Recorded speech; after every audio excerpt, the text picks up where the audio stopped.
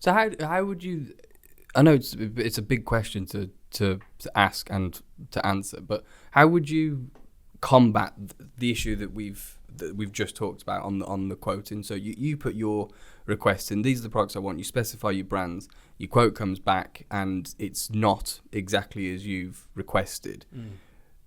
Because I mean that impacts, people like Metpro. We know that similar to Rexel, Tony, that our products are always to the highest quality standards that we're able to achieve, and obviously that does mean that not every time we can be as competitive. We do our best, but we ultimately have to make a profit, and so we have to get involved in the competition, and it does make things harder. So should we all be demanding more? So if you say, I want, just to give ourselves a nice little free plug, but I want Metpro conduit on this job, and then the wholesaler should be, well, my customer has asked for Metpro conduit, I will get him Metpro conduit, and that will be the price. Is it just as simple as that, or am I being completely and utterly naive? Well, I don't think it's that simple. Yeah. Ideally. I think lovely. if you want to, obviously, I have a young man sat opposite me, so my experience goes back further. Yeah, but I would suggest that one of the problems that we find ourselves faced with is the advent of commoditisation. Right. Referring to product as a commodity, which leads naturally into the brand presence. Yeah. When I was younger, much younger than I am now, everything was brand driven. Everything cable was brand specific. Now there might be cable manufacturers that no longer exist. Yeah. But they were brand specific. So everything from cable throughout the entire gamut of electrical products and even ancillary products was specified, even down to GKN screws, wood screws. Yeah, that was brand specific. So if somebody asks you for GKN wood screws, inch and a half by 8, yeah, that's what you quoted for, that's what you supplied, that's what you charged for. And it was almost a situation where, because of that, you had control. Yeah. So the contract had control because that is what he specified. Therefore, that was all he was interested in, not the world that we inhabit today, when all wholesalers, I would suggest, do commodity.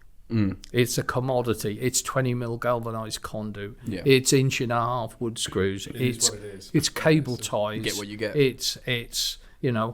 It's channel. Yeah. Now it's cable tray.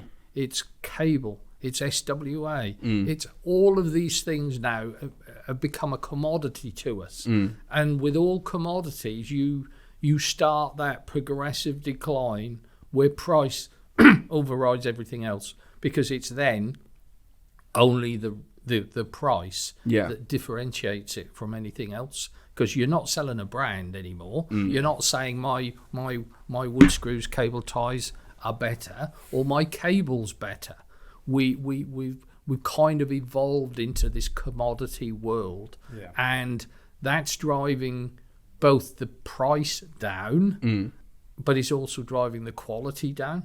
Yeah. Because the only way you can undercut a cheap wood screw is with a cheaper wood screw. Yeah. And when, and I think I mentioned it last time, when I spend my time justifying to a contractor why our brass screws are more expensive than he can buy down the road, and I have to explain the lead content of this and the nickel content, etc., to end up being but they're cheaper. Yeah. That I think is why we've kind of got ourselves into this price is everything mix. I mean, from a supplier's perspective, within reason, and this is trying to be open and honest on behalf of the wholesale community, not Rexel specific.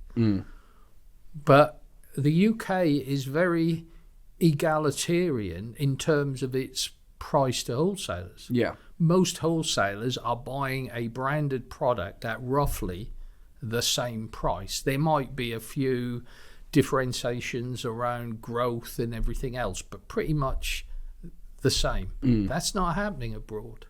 That's not happening in the rest of the world. You know, a big player like Rexel or Sonipar in France is commanding a much better price from the manufacturer than a very small wholesaler would get.